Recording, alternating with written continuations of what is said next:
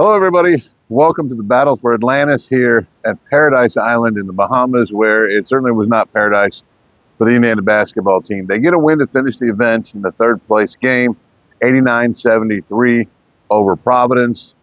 Nice result to finish the event, but overall a 1-2 showing with a couple of lopsided losses.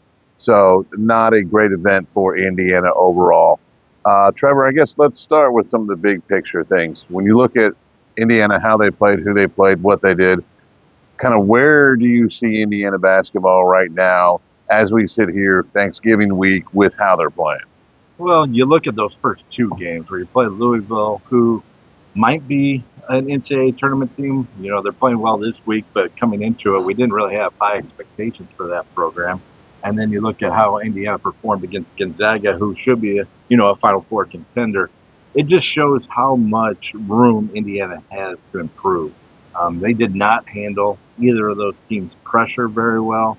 Totally took Indiana out of their offense, forced them, 25, 30 feet away from the basket on every entry pass. And when you're doing that, your offense just cannot operate. You're going to be forcing long passes. You're not going to be in the scoring opportunity threat or scoring threat on any catch. And you really just need to really retool the whole offense at this point. You can't be trying to force feed the post when your point guard and everybody else on the perimeter are getting pressured to death. I mean, it just doesn't work.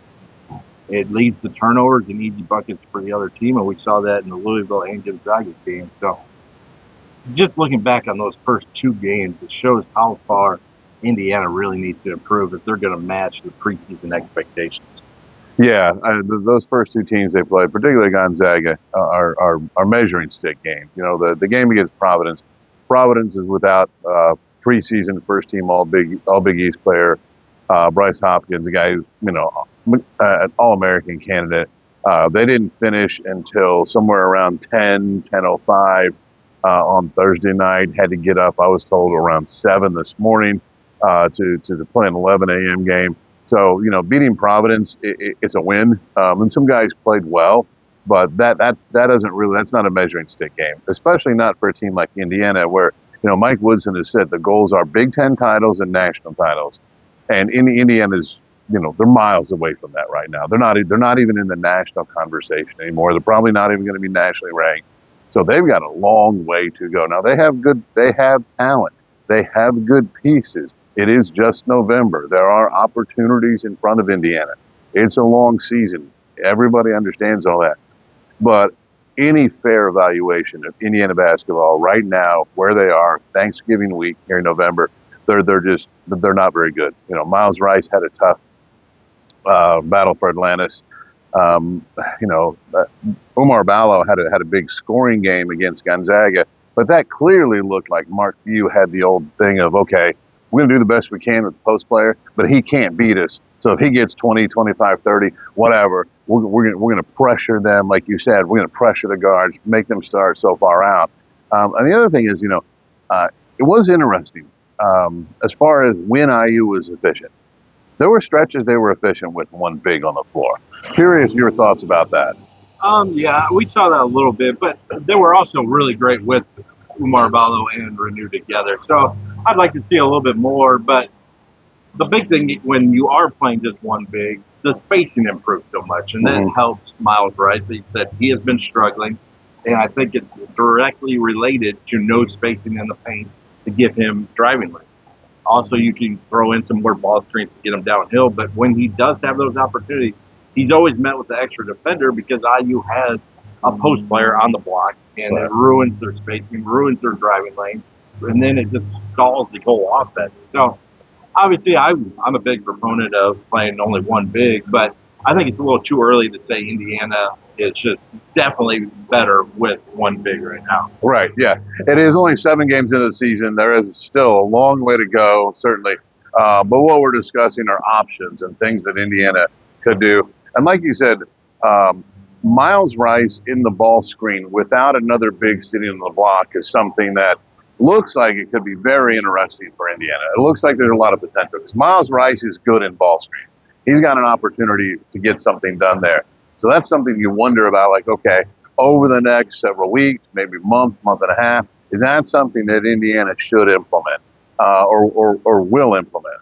So that's certainly one of the things to look at. And Mike Woodson said he needs to get Rice going, and it's on the coaching staff to do that. And he's confident that he can. So it'll be interesting what type of changes he makes. If he thinks it's just a confidence thing, or if he sees that it is an alignment offensive scheme problem as well. Yeah, because I really think that Indiana, with Miles Rice and more ball screens and not another big city on the block, I sit there and look at that. I see opportunity. I mean, I see a really good opportunity for Indiana there. And it's not just opportunity for Rice. It's Mbako spotting up when you draw his defender in when Rice can get to the lane, and it opens up the bigs as well. So, I mean, the whole offense could look totally different with just a small tweak of more ball screen and getting a big out of the lane while running that ball screen. Right. One encouraging thing for Indiana today was Trey Galloway. Season high 18 points, played 30 minutes.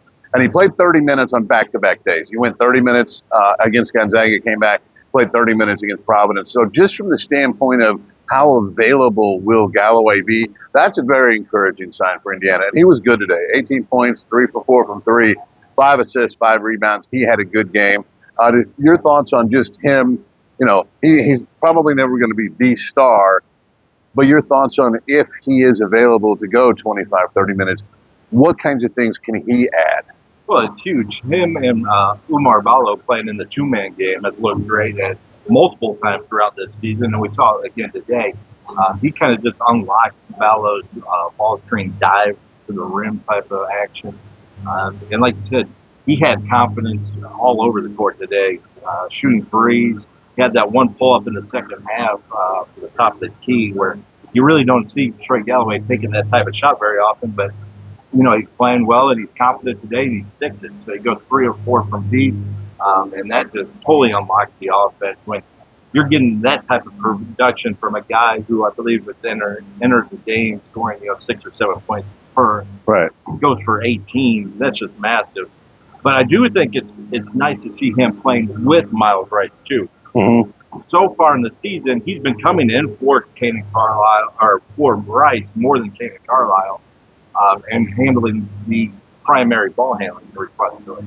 Today, Rice and Galloway played together. I think that kind of unleashes Galloway a little bit more.